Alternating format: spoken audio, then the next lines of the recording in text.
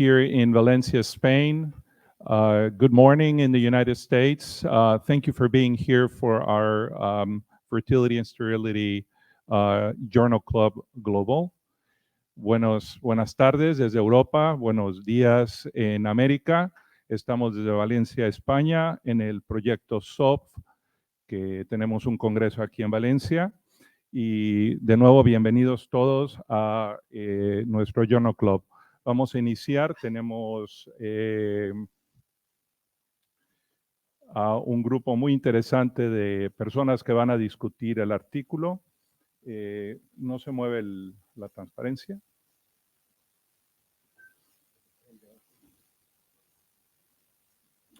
Entonces vamos a discutir dos artículos. Los detalles importan: predicción personalizada de nacidos vivos después de la fecundación in vitro en mujeres con síndrome de ovario poliquístico, y el nivel de hormona antimülleriana predice la ovulación en mujeres con síndrome de ovario poliquístico tratados con clomifene y metformina. Tenemos al doctor Ricardo Asís, que es profesor de investigación de la Escuela de Salud Pública, Departamento de Políticas, Gestión y Comportamiento de la Salud de la Universidad Estatal de Nueva York en Albany. Juan José Espinoz Gómez, que es presidente de la Sociedad Española de Fertilidad. Alejandro Mansur Yanine, presidente de la Asociación Latinoamericana de Endocrinología Ginecológica. La doctora Ana Belén Castelseguí, que es director médico del Instituto de Fertilidad de Palma de Mallorca. Y el doctor Elkin Muñoz Muñoz, que es el director médico de IBI-RMA en Vigo. Y su servidor, Ricardo Loret de Mola, de Estados Unidos. Iniciamos ahora con la presentación del primer artículo. El doctor Mansur nos va a hacer favor de iniciarlo.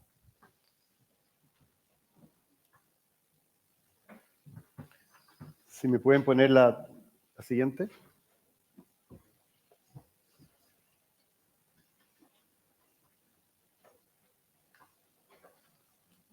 Nos vemos bien. Bueno, este es un paper bastante interesante. Yo agradezco al grupo que me dieron este en especial para discutir. Los detalles importan: predicción personalizada de nacidos vivos en mujeres con síndrome de ovario poliquístico que se someten a fecundación in vitro.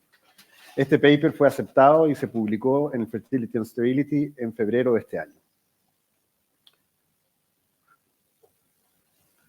En resumen, se trata de un estudio retrospectivo de cohorte que incluye a 4 centros académicos de endocrinología reproductiva, todos norteamericanos, de la Universidad de Pennsylvania, en Montefiore y Rochester en New York, y de Yale. Son mujeres SOP según criterios de Rotterdam en su primer ciclo de fertilización in vitro. Esto es muy importante. El objetivo fue validar un modelo de predicción clínica para embarazo viable en mujeres SOP sometidas a fertilización in vitro utilizando un modelo de regresión logística multivariable. Y las variables analizadas incluyeron la edad, distinguiendo si son menores de 35 o mayores de 35 años, raza, la morfología ecográfica de síndrome de ovario poliquístico, si estaba presente o ausente, el índice de masa corporal para distinguir las normopesos de la sobrepeso obesa, condiciones metabólicas asociadas y ausencia de respuesta ovulatoria con inductores orales. En total, el estudio incluyó 207 mujeres que cumplían los criterios de Rotterdam para ser catalogadas como síndrome de ovario poliquístico. Y se evaluó la tasa acumulativa de embarazo por un ciclo fresco iniciado, es decir, todos los embarazos que resultasen desde la primera aspiración, transferencia en fresco y transferencias diferidas de ese mismo ciclo. Ahí está la distribución, según los criterios de Rotterdam, de los 4 tipos de pacientes o genotipos de pacientes con síndrome de ovario poliquístico. La mayoría, el 45%, es el fenotipo clásico, el que tiene los oligoovulación, hiperandrogenismo y morfología de ovario poliquístico. Y el 37.2% era el modelo B, que es de morfología ovario poliquístico y solo oligoovulación. Los otros 2 fenotipos bastante menos representados en este grupo de pacientes, 9% y 8% respectivamente. ¿Cuáles fueron los criterios de inclusión? Tenían que ser mujeres en edad reproductiva, con deseo de embarazo, que fuesen catalogadas como infértiles porque llevaban más de un año de exposición a embarazo sin lograrlo, que tuvieran entre 18 y 45 años, criterios de SOP según Rotterdam, primer ciclo de fertilización in vitro autólogo, es decir, no cuentan las pacientes con ovodón, Y estos se hicieron durante los años 2006 al 2016. Y al menos un año de seguimiento. O sea, si la paciente no cumplía con ese requisito, no ingresaba. De ahí que a pesar de que fueron 4 centros, uno pensaría vamos a tener 700 pacientes, terminamos con 207 que lograron ser seguidas para cumplir los criterios. Criterios de exclusión, ciclo de ovodonación, ciclo de subrogación uterina o factores masculinos donde hay que extraer los espermatozoides ya de una biopsia testicular, porque eso claramente baja las tasas de implantación. Y esto a grandes rasgos, es una tabla que aparece en el paper, de cómo está distribuida las pacientes. Del total de 207 pacientes, más de la mitad corresponden a un solo centro, el de Pensilvania. Un 25% Monteflore, alrededor de un 15% de Rochester y solo un 10% pacientes de Yale.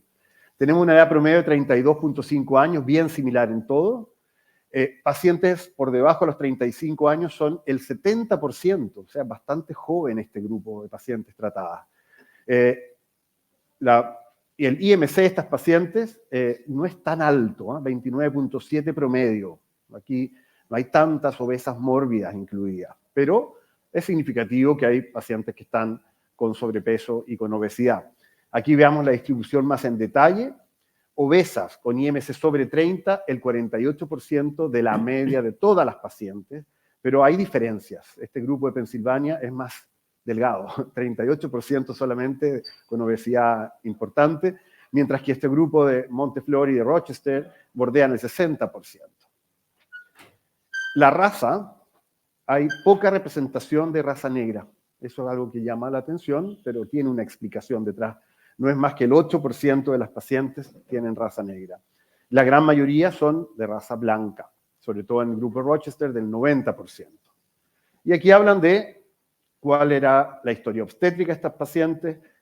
Muchas ya habían tenido alguna gestación, varias de ellas con gestaciones exitosas. Al menos un tercio ya habían logrado un embarazo previamente. Y tenían una historia significativa de abortos. Condiciones metabólicas asociadas se refieren a la presencia de hipertensión, de diabetes, de insulinoresistencia y que estén en tratamiento con metformina, y se define como sana metabólicamente la que no tiene ninguna de estas patologías.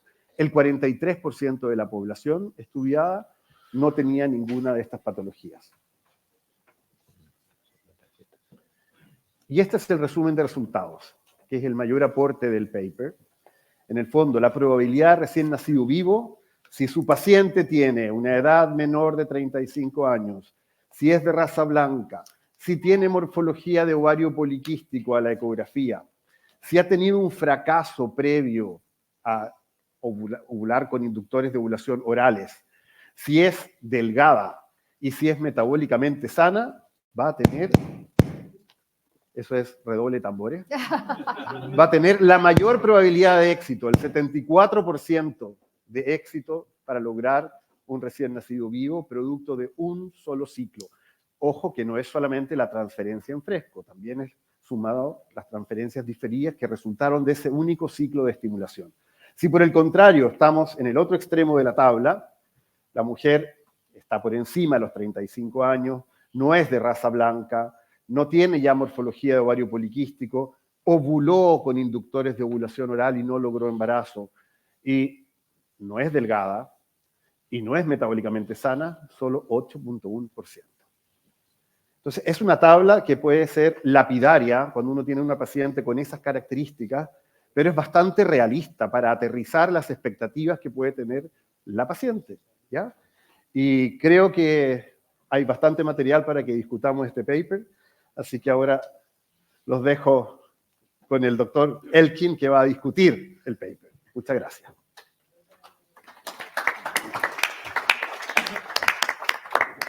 Bueno, la verdad es que la discusión puede ser muy amplia, pero yo voy a centrarme en decir un poco alguna fortaleza que entiendo en este estudio y sobre todo las limitaciones que tiene.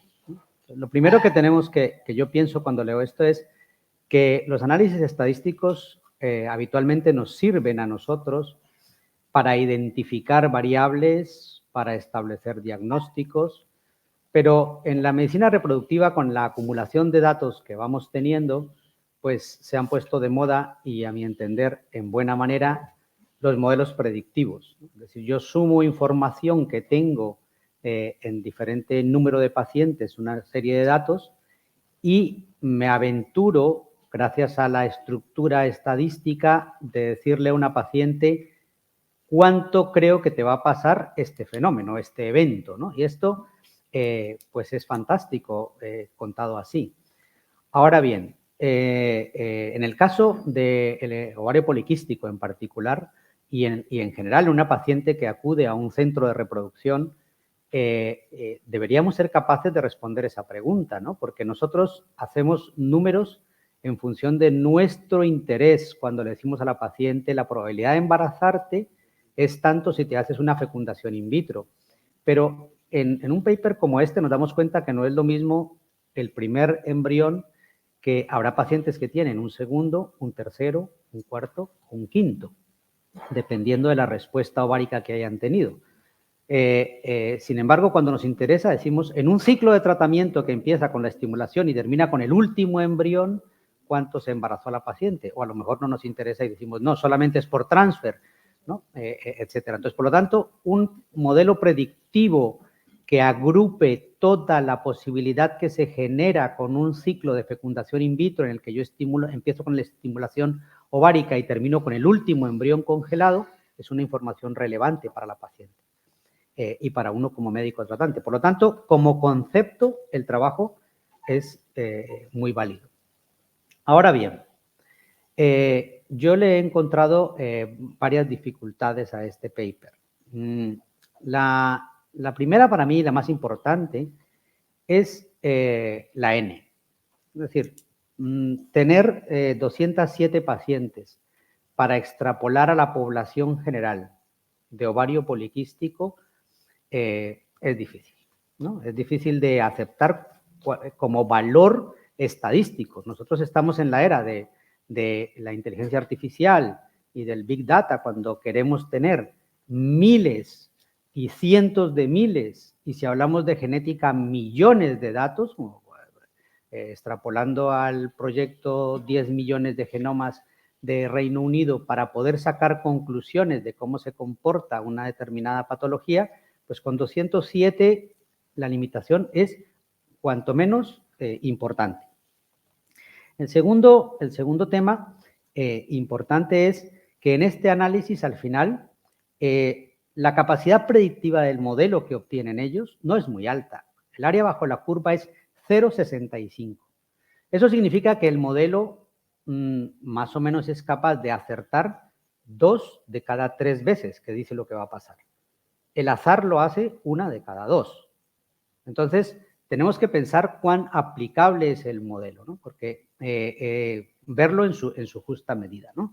Sabemos que un modelo predictivo por estadística debería ser útil cuando al menos nos predice 3 de cada 4, 0,75 o más. Digamos que está bastante limitado. El otro punto importante en este caso es la pérdida de información que se genera al categorizar la variable edad. Si nosotros vemos cómo hacen el análisis, ellos dividen la población en menores de 35 y mayores de 35. Eso significa que una paciente de 36 años para el modelo es exactamente igual que una paciente de 42 años para el modelo que estamos aplicando, ¿no? Porque son 2 grupos. ¿Por qué tienen que hacer esto? Por la N tan baja. Claro. Porque no pueden tratar la variable edad, que todos los que estamos aquí sentados sabemos que es la más importante predictora de la fertilidad. Como tienen una N tan baja, tienen que tratar de acumularla, porque si la tratan como una variable lineal en la que el 34 tenga menos peso que el 35, que el 36, etcétera, claro, no les va a dar. Por lo tanto, esa categorización de la edad en 2 grandes grupos es un gran defecto del trabajo que no nos ayuda en la práctica, porque yo tengo una paciente de 36, no puedo pensar que tiene el mismo resultado que una de 41 años. Hay otra cosa muy importante en el paper, y es que debido a la información que tienen, este no es un comentario peyorativo, ni mucho menos, pero se explaya mucho en tratar de decirnos de dónde sacaron las pacientes y tal. ¿No? Que vienen de este centro, de aquel otro o del otro. Y a mí eso, realmente, si fueran homogéneos los grupos, no tendríamos por qué estarnos preocupando por eso. Pues consiguen lo contrario, que yo me preocupe en cómo hicieron la fecundación in vitro en un centro y cómo la hicieron en otro. Y cuál es la influencia de las condiciones de laboratorio, etcétera, que en los estudios multicéntricos tienen esa fortaleza y limitación a la vez. ¿Cuál sería la fortaleza? Pues que reúnen una N muy grande, pero aquí hemos visto esta mañana cómo hay colegas que han conseguido 900 pacientes en un estudio es un estudio distinto, por supuesto, es un estudio de encuesta, pero vemos cómo yo aceptaría la pérdida que tengo en la variabilidad entre centros si a mí me presentan un trabajo con 1000 pacientes, ¿no? Pero si me lo presentan con 207 y unos vienen de un centro y otros vienen de otro, debilita los resultados porque no hay homogenización en los procedimientos y nosotros sabemos, todos los que estamos aquí, lo importante que son las condiciones de infraestructura, la transferencia embrionaria, las técnicas de congelación, etcétera, etcétera, etcétera, que van a desvirtuar los resultados. Uno de los temas importantes a mayores, que yo abriría la discusión, es este trabajo carece de un análisis de colinearidad. ¿Esto qué significa? Que ellos analizan unas variables, la raza, la edad, etcétera, pero ¿por qué la paciente blanca se embaraza más que la paciente de una etnia negra? ¿Porque hay una diferencia de ADN? No, pero la colinearidad significa las pacientes blancas tenían más síndrome metabólico, tenían menos síndrome metabólico, las pacientes blancas tenían más hiperandrogenismo, tenían menos hiperandrogenismo. En un modelo predictivo es necesario analizar cuál es el impacto de un factor sobre el otro cuando se está analizando. Y eso no se hizo en este estudio. Por lo tanto, la ausencia de este análisis debilita el resultado. Luego hay una, estoy terminando para que se abra el debate. Hay una cosa relevante en cuanto a la metodología. La estadística nos enseña que cuando yo quiero establecer un modelo predictivo, yo tengo que fraccionar la población. Yo tengo que coger el 80% de la población para diseñar el modelo predictivo. Y el 20% me lo guardo de mi muestra, me lo guardo para validar el método predictivo que estoy definiendo. Me explico. Estos autores deberían decirnos, hemos cogido, lo que pasa es que, claro, volvemos al mismo problema, tienen 207 pacientes, pero deberían haber cogido pues el 80% de la muestra y desarrollar el método, y cuando lo tienen desarrollado, aplicarlo en el 20% para validarlo y demostrarnos que efectivamente lo que ellos mismos han encontrado en su población, en esas condiciones, se cumplía. Eso es como se hace un estudio de un método predictivo. Debemos tener un periodo de validación del método dentro del mismo estudio, no hay que esperar otro estudio para hacerlo. Y este estudio carece de él. Desde luego, en este caso, que dan unas tasas de embarazo que son bastante aproximadas a la práctica diaria, eso es muy bueno. A mí me llama la atención dos cosas importantes, y estas ya son más sencillas, y que a lo mejor si lo veis en detalle, rápidamente os vais a fijar en este detalle. La edad de las pacientes son 32 años de media en todos los grupos. O sea, donde hay que firmar para que en el IBI de Vigo lleguen las de 32 años a mi consulta. Si cuando llegan con 33 casi que les hago la ola, yo les pongo la alfombra roja para que por favor pasen conmigo y esto, ¿no? De hecho, en la sana competición que tengo con mis compañeras, casi que presumimos de aquel que le toca a la paciente de 32 o de 33 años. Eso es importante porque condiciona indiscutiblemente los resultados y a lo mejor no aplica para las pacientes medias que vemos en los centros de reproducción privada en nuestro país. Y otro punto muy importante es la tasa de aborto. Es decir, hay una amplia discusión acerca de que las pacientes con ovario poliquístico abortan más. Probablemente sí. ¿Está relacionado con la calidad de los óvulos? Probablemente no. Pero claro, ellos tienen una tasa de aborto del 5%. 5%. Claro, ¿dónde hay que firmar para tener el 5% de aborto? ¿No? Es decir, si en la naturaleza, en las que no son ovario poliquístico, que se embarazan en su casa, la tasa de aborto es entre el 10 y el 12%, yo presento una tasa de nacido vivo, que yo quiero decir cuánto es tanto, y presento una tasa de aborto para publicar del 5%. Entonces, si yo fuera el revisor de esto, que no lo fui, pues quizá me cuestionaría mucho que se explicara cómo justifican una tasa de aborto del 5% en un modelo predictivo de nacido vivo, porque están estudiando otra cosa, pues bueno, pero es que aquí esta variable es determinante en el éxito de lo que se está evaluando. Por lo tanto, en conclusión de perdón, me queda la última antes de terminar, y ya terminó. Ellos presentan una odds ratio, que es la probabilidad que tiene ese factor de determinar el éxito. Si nosotros vemos los intervalos de confianza en los que se mueven estas odds ratio, son supremamente amplios, supremamente amplios. Por ejemplo, las pacientes que tienen peor pronóstico, no está la diapositiva, pero simplemente la paciente que tienen peor pronóstico tienen, pues, sí, tenían un 8% de embarazo. Pero eso va, pues, desde, no sé, del 4 hasta el 22. ¿No? Entonces, claro, no es lo mismo tener el 4 que tener el 22. ¿Por qué pasa eso? Por la N.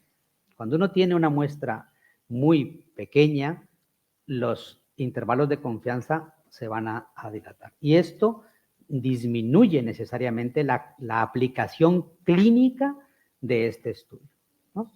Y con esto, pues creo que más o menos se puede prestar al debate de lo que podemos discutir. Entonces la pregunta sería, ¿realmente este estudio nos ayuda a personalizar el manejo de estas pacientes o no? Doctora, ¿sí? Estoy totalmente de acuerdo con el doctor Muñoz, pero esto fue un buen intento para empezar, ¿verdad? Es un intento. Hay claramente limitaciones al estudio. 207 pacientes en 16 años de 4 centros. Esto es una población súper seleccionada, pero es un ejercicio que nos ayuda a entender los valores tal vez de predicción. Ahora, la verdad es que en el modelo predictivo no había nada nuevo realmente, ¿verdad?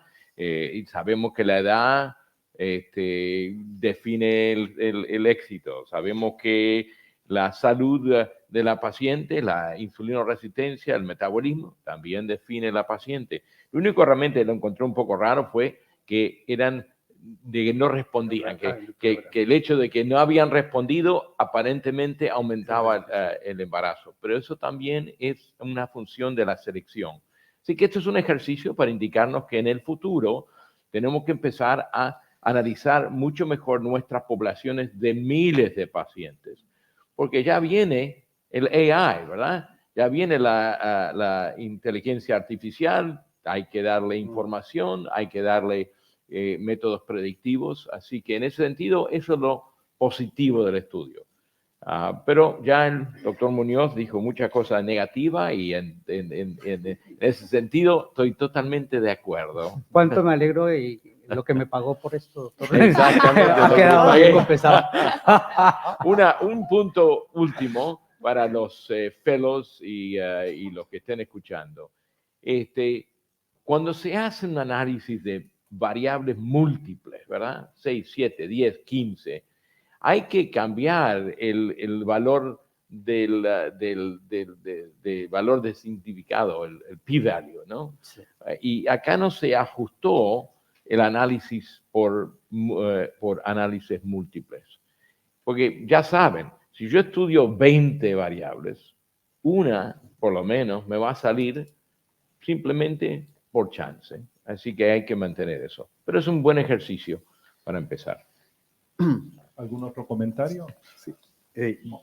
Bueno, yo precisamente era lo mismo que había comentado él. A mí me llamó muchísimo la atención como podía ser que la no respuesta a inductores de la ovulación, que en el fondo los factores predictivos negativos son los mismos que en fecundación in vitro, la edad, el índice de masa corporal, la insulinoresistencia, pues en este caso actuaba de forma contraria, y yo creo que esto lo que pasó es que fue un sesgo de selección a la hora de seleccionar la...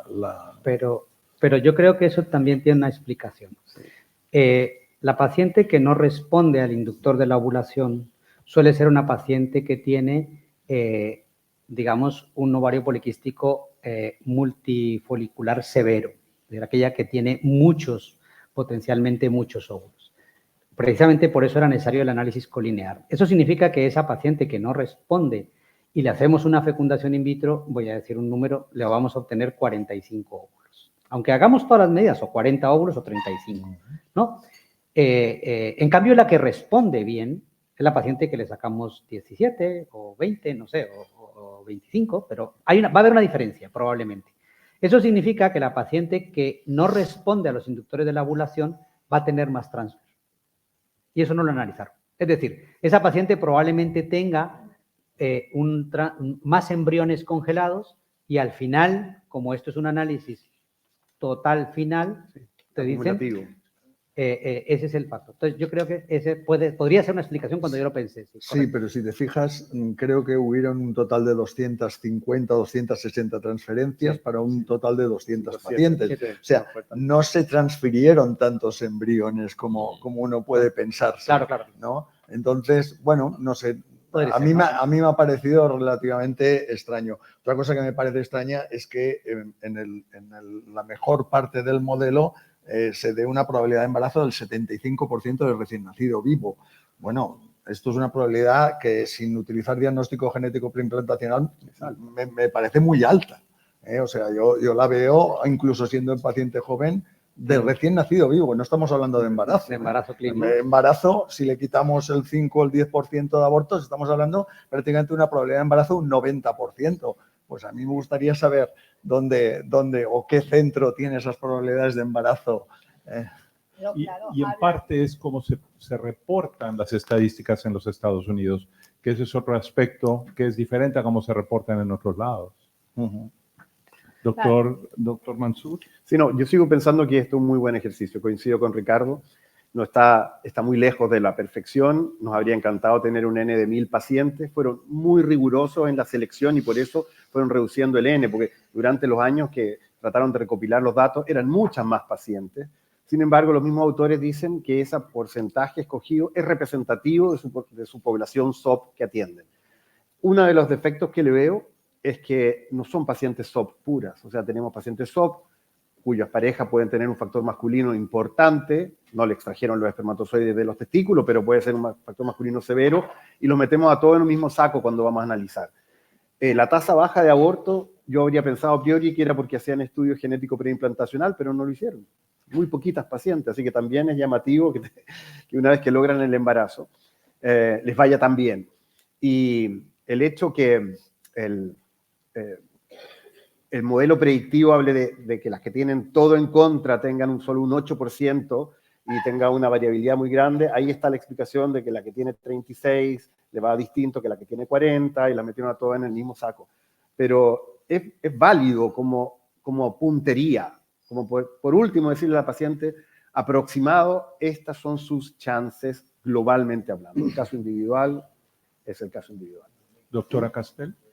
Yo creo que ha aportado poco, ¿no? Porque era como todos los factores negativos casi que nos lo sabíamos ya.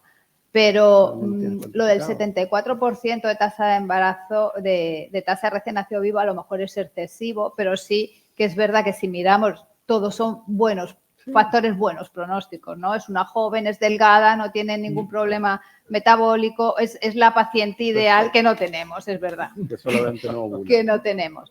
Entonces, y luego lo de las no respondes, las que no ovulan, bueno, pues a lo mejor hay que girar la tortilla y decirles, bueno, no desesperéis, que con in vitro a lo mejor os puedo ayudar.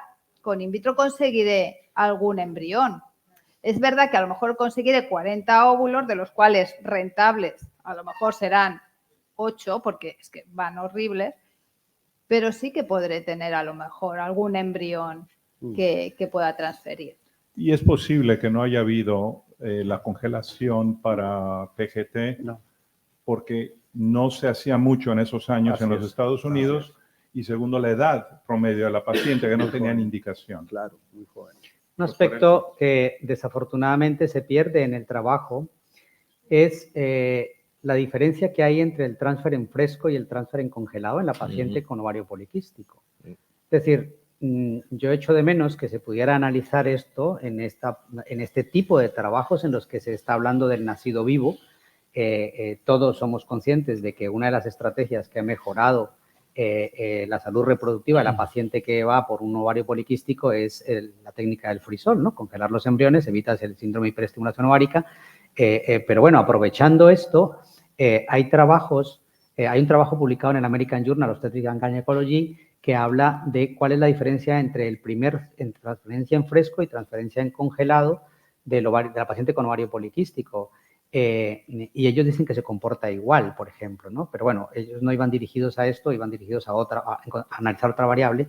Pero es interesante porque de este mismo trabajo hubiéramos podido obtener información de cómo iba la diferencia entre las transferencias en fresco versus las transferencias en congelado en un grupo que está totalmente controlado, ¿no? Y ahí Es se una pena. reduce más el N todavía, pues, doctor. Sí. Partimos con 207 y vamos a analizar los 207 primeras Claro. transferencias y después las 42 que van a segunda. Claro, está claro. O sea, el trabajo no da para tanto, ¿no? ¿Alguna pregunta del público? Al menos he visto que en la última fila no consta las mujeres de más de 35 años. Si pones la diapositiva, Pongámosla, porque está, pon la diapositiva ahí están todos los anterior, datos. la diapositiva del resumen de resultados. La última mía, por favor. No están durmiendo. Bueno, ¿El anterior mía? Sí, ayuda No, bastante. esta No, no. el anterior. La anterior. La que ya presentamos, resumen de resultados. pero no es de esa. Sí, la debimos haber dejado porque así ayudaba a retener digo. los números. No, no es esa. No. El que sigue.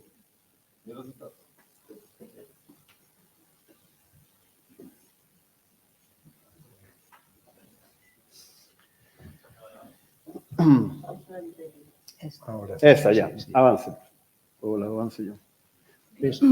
Aquí. Es que la última no consta. Puro yes, la última, lo puro todos, yes. todos sí, pero no consta mujer que sea no en edad de menos de 35 años y que el resto sea sí. Y es interesante qué pasaría con una mujer de más de 35 años que todo lo demás fuera así. No, porque estas son las variables ajustadas que tuvieron impacto positivo. Claro. Es decir, aquí no está la raza negra, aquí no están las pacientes que tenían un índice de masa corporal mayor de 25 tampoco. Esta tabla está hecha con las variables que determinaron un factor positivo en el desarrollo. Es decir, Pero- es una... pero- claro, pero- La edad es importante. claro, claro que lo es, pero aquí están variando, han tomado como únicamente como variable solamente aquellas que tenían impacto positivo. En Pero esta tabla. esto indica la limitación de los datos, porque Sí, porque miren edades menos de 35. Claro. Todos sabemos que la edad importa, particularmente cuando la edad de más de 35, de 35 a 45, porque ese es el miembro.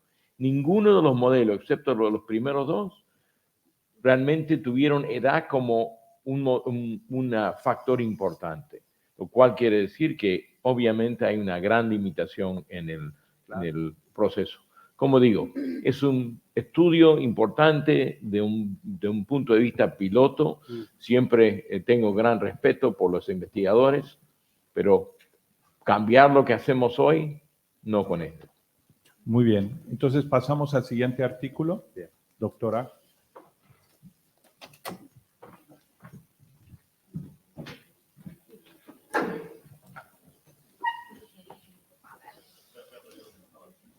Estoy. Vale, pues voy a presentar este artículo que son los niveles predictivos de hormona antimuleriana en mujeres con síndrome ovario poliquísticos tratadas con clomifeno o con metformina. Es un artículo del Fertility and Sterility de este mes y El objetivo de estos autores fue evaluar si la concentración sérica de antimuleriana predice el éxito de inducción de la ovulación en mujeres tratadas, y ahora hacen 3 brazos, o bien con clomifeno, clomifeno y metformina, o metformina solo. Entonces, intervinieron 12 centros de Estados Unidos, cuyos criterios de inclusión fueron mujeres que tenían 8 o menos ciclos al año, que tenían una concentración sérica de testosterona elevada, una cavidad uterina normal, por lo menos una trompa de falopio permeable, y no existía un factor masculino asociado. ¿Qué es lo que evaluaron? Pues evaluaron si existía ovulación, y para ello determinaron la progesterona sérica, que tenía que ser mayor de 5 nanogramos mililitro, si existió gestación y recién nacido vivo. ¿Y cuándo finalizaron el estudio? O bien porque esa mujer se quedó embarazada, o bien porque había hecho 6 ciclos de tratamiento. Pues bien, reclutaron un total de 626 mujeres con síndrome ovario poliquístico, pero únicamente pudieron analizar 333 muestras sanguíneas, de las cuales las dividieron en 3 grupos según el nivel de antimuleriana.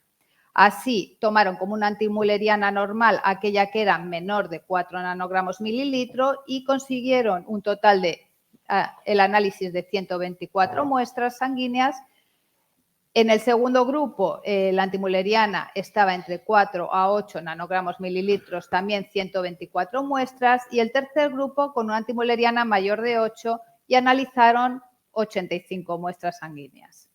¿Y qué resultados consiguieron? Pues en esta gráfica, en esta figura A, se ve que la concentración de hormona antimuleriana más alta provoca menor tasa de ovulación a la inducción de la misma. Y esto se mantenía, según vemos en el gráfico B, en los 3 brazos de tratamiento que hemos dicho: clomifeno, clomifeno metformina y metformina solo. Pero es que encima valoraron que para la misma tasa, el mismo nivel de hormona antimuleriana, tenían la misma tasa, tenían una tasa de inducción de la ovulación mayor en aquellas mujeres con índice de masa corporal menor, que es esta curva que se ve menos, respecto a las que tenían un índice de masa corporal mayor, que con mismo nivel de hormona antimuleriana ovulaban bastante menos. Además, hicieron 3 grupos según terciles, según el resultado de antimuleriana, y vieron que el grupo más alto, más elevado, con antimuleriana mayor de 12,9 nanogramos mililitro, tenía una diferencia estadísticamente significativa de ausencia de ovulación, incluso ajustada por los 3 brazos de tratamiento que hemos dicho, tras clomifeno, clomifeno metformina y metformina, y también ajustado a otros factores de confusión como era edad, raza, si eran fumadoras, índice de masa corporal, etc. Estos resultados, como hemos dicho, se presentan aquí, tanto ajustado como no ajustado por los factores de confusión, ya que una antimuleriana mayor disminuye la tasa de ovulación de manera estadísticamente significativa, pero no la tasa de gestación ni la de nacido vivo. Entonces, ellos tomaron como cifra de antimuleriana el punto de corte como 11,18 nanogramos mililitro. ¿Y qué limitaciones tiene este estudio? Que solo analizaron 333 muestras a pesar de haber reclutado 626 mujeres, y que no se usó el letrozol como estudio de tratamiento en este grupo. ¿Y qué concluyeron? Pues bien, que una mayor concentración de hormona antimuleriana basal se asocia a menos probabilidad de ovulación tras clomifeno y metformina, que es un hallazgo importante para asesorar a estas pacientes con respecto a la probabilidad de éxito para inducción de la ovulación, y que si nos encontramos un nivel de antimuleriana muy elevado o que no responden a dosis bajas de inductores de la ovulación, deberían ser derivadas o bien a una unidad de reproducción o bien a un especialista de reproducción. Muchas gracias, doctora. Nada. Doctor Espinosa. Bueno, pues muy buenas tardes a todos. Gracias, Eric, por invitarme y por estar aquí al lado de estos monstruos de la reproducción del ovario poliquístico, a un humilde servidor. Y bueno, Ana, en parte ya me ha hecho parte del trabajo porque he hablado un poco de las limitaciones que tenía el estudio. A mí al principio, cuando vi el titular, pues dije, ay, pues ese estudio me gusta. Claro, lo que ya no me pareció tan claro es cuando fui a ver los autores y de dónde había salido el estudio y dije, madre mía, en la cual me he metido criticar un estudio de Richard Legro, que además en el fondo toma como base el estudio que se publicó. Si lo sabéis, él y su grupo pues montaron 2 multicéntricos randomizados. En uno se estudiaba las diferencias en porcentaje de ovulación, embarazo y recién nacido vivo entre el citrato de clomifeno, metformina y citrato de clomifeno más metformina, que es el que corresponde al estudio que habéis visto aquí, y el segundo randomizado que hicieron 7 años más tarde, que lo publicaron, fue el de precisamente citrato de clomifeno y letrozol. Por tanto, también ya puedo comparar, un poco puedo también decir que por proximidad, y dado que ambos estudios prácticamente parten de las mismas fuentes, a pesar de que este primer estudio no entra el letrozol, sí que los resultados fueron bastante similares en cuanto al citrato de clomifeno entre el primer y el segundo estudio. Por tanto, hemos de pensar que los resultados pueden ser comparables. De hecho, tienen también presentado, existe un artículo ya publicado en el que hicieron lo mismo que se ha presentado en este estudio con el estudio con letrozol, ¿vale? Entonces, básicamente, para mí, ¿cuál es el objetivo de este estudio? Bueno, el objetivo de este estudio, yo no sé si... Bueno, hoy se está criticando mucho, se está hablando mucho de cada vez más la posibilidad de pasar directamente a fecundación in vitro sin realizar ya ni siquiera inducción de la ovulación, ¿no?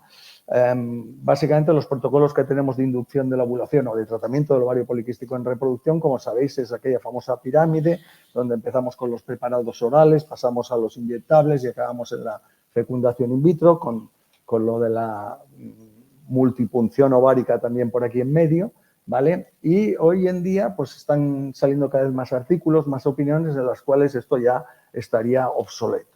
Y esto se basa en una serie de cosas, pero yo diría que las 2 principales es que la edad de nuestras mujeres cada vez es mayor y, por tanto, ya sabéis que el factor tiempo es importante, ¿no? Y cuando aplicamos inductores de la ovulación, pues, evidentemente, necesitamos tiempo, ¿vale? Y lo segundo es que, bueno, muy poquitas pacientes a día de hoy con ovario poliquístico se nos hiperestimulan. Y aún menos tienen embarazos múltiples porque transferimos solo un embrión. Por tanto, los principales riesgos de la fecundación in vitro asociada en el ovario poliquístico, no diré que han desaparecido, pero la verdad es que se han minimizado muchísimo, ¿no? Y entonces, de aquí que cada vez más, pues, bueno, existe esta corriente de ir directamente a fecundación in vitro, sobre todo porque la probabilidad de embarazo, evidentemente, en tiempo es mucho más alta, ¿no? Con este estudio, pues tenemos un factor más que nos puede, por así decirlo, ayudar a decidir a qué pacientes, perdón, no, tranquila, no, bien, a qué pacientes, pues podríamos obviar el hacer inductores de la ovulación porque su probabilidad de ovular con estos inductores es baja, ¿no? Y pasarlas directamente pues al segundo artículo, o al primer artículo que se ha presentado, que es a fecundación in vitro. Yo diría que para mí, desde el punto de vista, el principal enfoque del artículo es este. Dicho esto, pues os hablaré de una serie de fortalezas y una serie de debilidades, si es que se le pueden llamar debilidades. La principal fortaleza es que es un ensayo clínico aleatorizado. Por tanto, es un estudio prospectivo y randomizado, ¿vale? normalmente este tipo de análisis se suelen dar o en estudios retrospectivos o en estudios de cohortes. Es raro que en un estudio de este tipo aparezca este tipo de análisis. De hecho, es un análisis secundario. Y eso, por otra parte, es también una desventaja, porque como el objetivo principal del estudio no era mirar los valores de antimülleriana en estas pacientes y ver qué factor pronóstico tenían, pues nos encontramos, para mí, la principal debilidad del estudio, y es que se pierden el 47% de las pacientes. Por otra parte, claro, a uno le surge la duda cómo en un estudio que ha sido preparado, que ha sido consensuado, en el cual se han incluido las pacientes en base a una lista de randomización, yo puedo perder el 47% de las pacientes por algo que dice por protocolo que se tenía que realizar, que era una determinación analítica basal de todas las pacientes. La verdad es que me gustaría saber el por qué ha pasado esto, pero no deja de ser muy curioso. Lo segundo, también que no deja de ser curioso, es que las muestras se obtienen en el año 2007 y se analizan en el 2021. Por tanto, han permanecido durante 15 años congeladas, porque se han analizado ahora, no se analizaron en su día. De hecho, si se hubieran analizado en su día, como problema del estudio tendríamos que poner el método analítico que se utilizó, porque como sabéis, precisamente uno de los temas controvertidos respecto a la determinación de la antimülleriana es precisamente el método de análisis o de ensayo que ha ido cambiando de forma progresiva y que aún hoy en día, estableciéndose el ELISA como método gold estándar, aún así entre diferentes ELISAs pues existe una gran variabilidad en cuanto a los valores que dan unos y otros, tanto variabilidades interensayos como intraensayo y, evidentemente, variabilidad de diferentes métodos de determinación. Por tanto, para mí, estas son los principales inconvenientes del estudio. A partir de aquí, o fortalezas, por así decirlo, y debilidades. Inconvenientes. Principal inconveniente, el que ya conocemos, y es que no existe una correlación entre los valores de antimülleriana y las tasas de embarazo de recién nacido vivo. O sea, la antimülleriana no sirve para decir quién se va a embarazar y no se va a embarazar, solo en este caso nos ayuda a ver quién va a ovular o quién no va a ovular. Pero el problema es que, fijaros que en los tres grupos que se establecen, esto se hace de forma completamente aleatoria. Ellos ponen un límite de 4 o por debajo de 4, entre 4 y 8 y por encima de 8, e incluso lo justifican en base a datos que no son propios del estudio, sino que a datos que obtienen de otros estudios en los cuales ni se ha utilizado el mismo método para determinar los niveles de hormona antimülleriana y la población también es diferente. Por tanto, sería válido hasta cierto punto, ¿no? A partir de aquí, en cuanto al resultado, pues lo que nos viene a decir es que por cada incremento de una unidad antimülleriana, pues bueno, se reduce en un 8% la probabilidad de ovulación, pero claro, poniendo el límite en una antimülleriana de casi 12. Bueno, no sé cuántas pacientes tienen ustedes con antimüllerianas de 15, 18, 20, pero al menos aquí en España no solemos ver este tipo de pacientes con niveles tan altos, ¿no?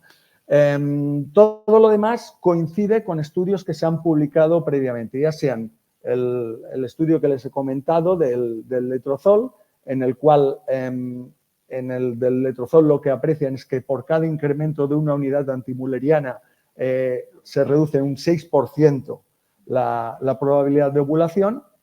Y existe otro estudio, que en este caso es de cohortes, en el cual el límite que fijaron, a partir del cual era mal pronóstico, por tanto, la probabilidad de no ovular era muy alta, fijaba el límite en 12 y pico, lo cual es bastante coincidente con este límite de 11.87 que marca este estudio. Yo creo que como comentarios, pues no mucho más. A ver, esto es un trabajo que, vuelvo a decir, ha pasado cantidad de referees y es un ensayo clínico y, por tanto, no puedo comentar muchas más cosas.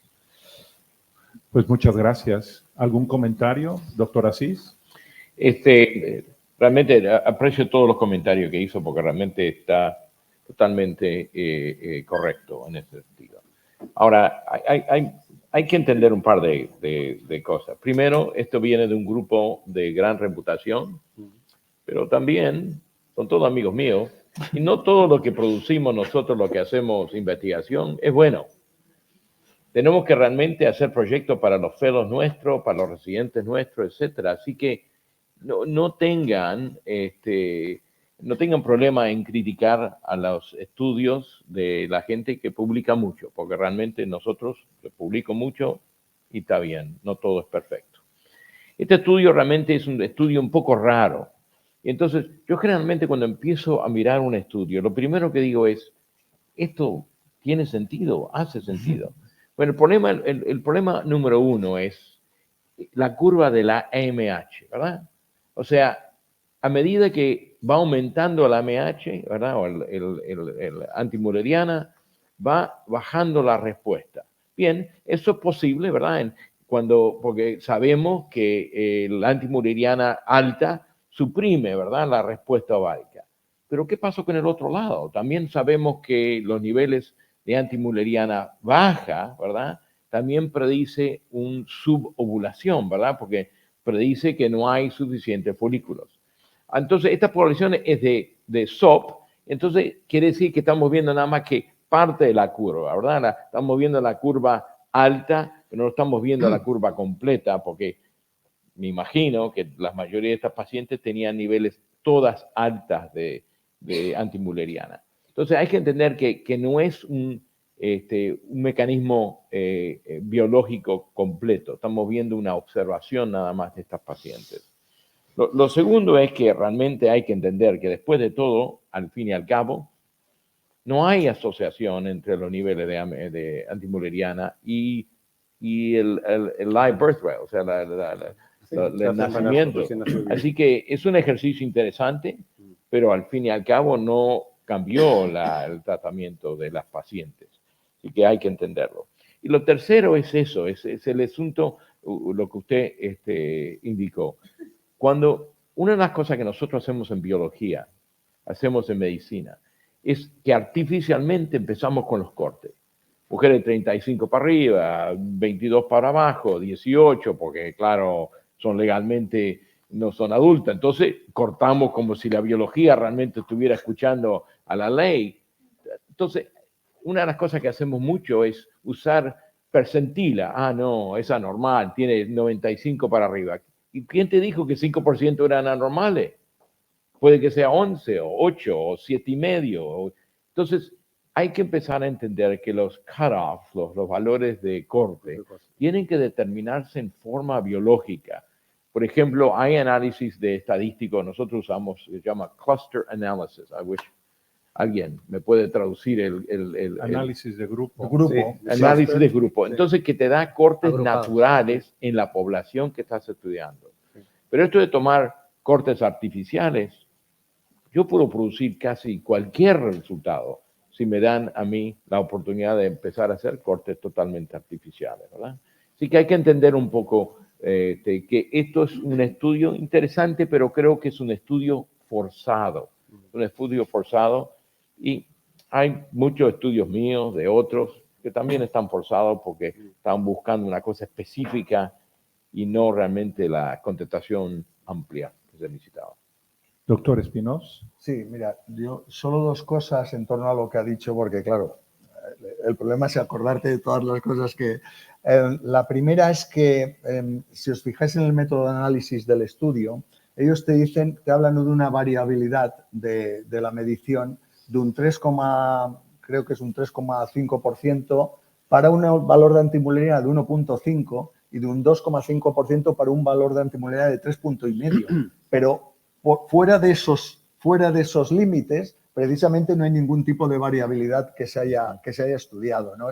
Y además no existe ningún estándar internacional en la determinación de los valores de antimureriana. Por tanto, estamos hablando de valores de 12, que se salen completamente de la curva de análisis. Sí. Por tanto, lo que no sabemos es qué variabilidad nos vamos a encontrar. O sea, una paciente a lo mejor tiene a una misma paciente en 2 determinaciones diferentes. Una puede ser de 11 y otra puede ser de 9 o de 8. Completamente lícito. Correcto. Esto. Entonces hay que ir con mucho cuidado. Y otra cosa que dice el estudio, que no he comentado antes, es que no hubo absolutamente ningún valor de antimülleriana en que la probabilidad de ovulación fuera 0. Esto también lo dice el estudio clarísimamente. O sea, Doctor Mansur. Sí, que no podemos perder el foco que la antimülleriana solo predice capacidad de respuesta a inductores de ovulación usando, gonadotropinas, por ejemplo. Habla de la cantidad de folículos que tiene una paciente en un determinado parte de su vida reproductiva. Pero la tasa de embarazo tiene mucho que ver solo con la edad. O sea, que no podemos mezclar ambas cosas. Y a mí me hace también bastante sentido que cuando ya va bajando la antimülleriana, ¿qué es lo que le sucede a las mujeres SOP cuando van llegando a los 40 años? Les baja la antimülleriana. ¿Y qué les pasa? Empiezan a ovular solas. Tienen menores niveles de andrógeno. No vaya a ser cosa que aquí estemos mezclando algunas de esas pacientes también, que por supuesto van a tener también una mejor capacidad de respuesta. Y rescato también del estudio, que fue prospectivo en su minuto, ni se les ocurrió en ese minuto a esos autores que iban a medir antimülleriana en el futuro y de repente dijeron, oye, la antimülleriana está tan en boga, veamos qué pasa, vamos a buscar las muestras, y se encontraron con la sorpresa, que en mi país no sería ninguna sorpresa que después de 15 años ya se hayan botado todas las muestras, así que es un mérito que las hayan guardado. ¿Ah? Doctor Muñoz. Sí, nada, yo simplemente comentar justamente lo que terminaba de decir el doctor Mansur. Claro, esto es un análisis secundario. Ellos guardan las muestras biológicas. Yo no sé exactamente cómo en el futuro habrán hecho para contactar con las pacientes para pedirles permiso para analizarlos 16 años después, porque este estudio aleatorizado prospectivo, este ensayo clínico, empieza en el 2003. Empieza en el 2003 y tiene las muestras guardadas, por eso es la pérdida tan grande, porque ellos no tienen seguramente las muestras congeladas de todos estos pacientes y las analizan 17 años después. Entonces, el mensaje para mí más importante es, primero que un estudio, porque yo pude identificar 6 papers de ese mismo estudio. Es decir, este es el número 6 que sale de ese mismo estudio. Entonces, el primer mensaje para mí es un estudio bien diseñado, porque nadie lo duda, que fue un estudio prospectivo, aleatorizado, con las 3 ramas y todo. Un estudio bien diseñado es una mina de oro, viéndolo así, porque le han sacado 6 papers al estudio, ¿no?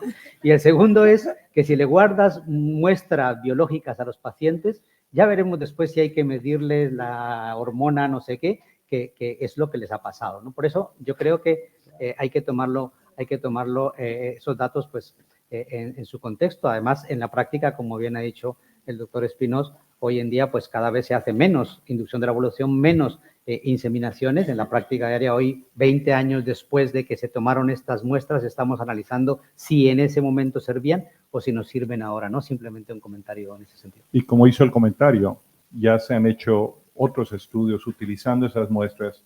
Algunas pacientes tenían 10 mililitros de suero, otras tendrían 1 y se van acabando. Se va acabando, claro. Exacto. O como pasa también, un congelador se descongeló y se perdieron las muestras. Que pasa, como sabemos, en medicina reproductiva. ¿Algún otro comentario? ¿Alguna pregunta del público? Estamos muy puntuales, ¿no? Porque ya se nos empieza a acabar el tiempo. Tengo una pregunta aquí del doctor Iván Valencia de Endojín, que dice, buenas tardes, no veo por qué seguir usando clomifeno. Se usa generalmente 5 días, hay pacientes que necesitan más estimulación. Ahora estamos usando tamoxifeno 8 a 10 días y es totalmente mejor.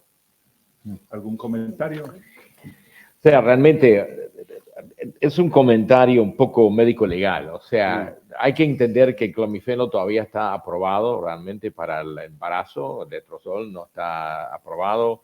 El costo es mínimo de clomifeno, el costo de lo otro alternativo es alto. Así que realmente no descartaría el clomifeno. Es más, en las guías internacionales se usa como secundario, ¿verdad? El clomifeno con metformina para darle un poco de ayuda. Pero, así que no descartaría completamente, pero es una cuestión realmente más bien financiera y legal, la selección de los agentes. Sí.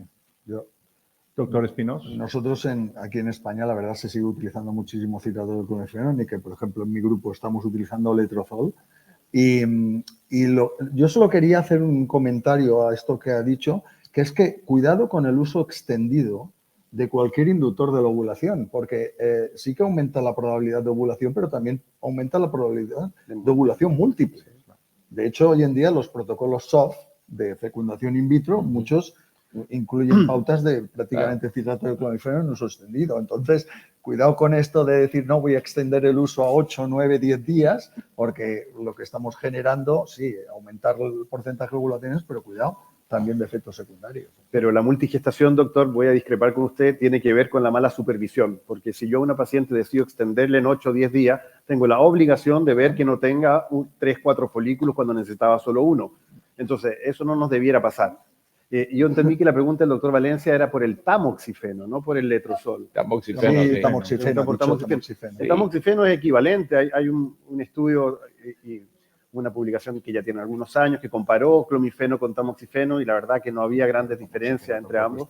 Y tiene una ventaja que no tiene los efectos antiestrogénicos a nivel de moco y a nivel de endometrio. Eso, pero se usa poco, se usa muy poco el tamoxifeno. Letrozol es lo único que usamos ahora en Chile, ya no existe más el clomifeno, se lo retiraron. Bueno, ya tenemos 1 hora, se nos acabó el tiempo. De nuevo, al panel les agradezco infinitamente su participación. Una discusión interesantísima. A todos ustedes en Europa y en Latinoamérica y en América, les agradecemos su atención y nos veremos próximamente. Muchas gracias. Gracias.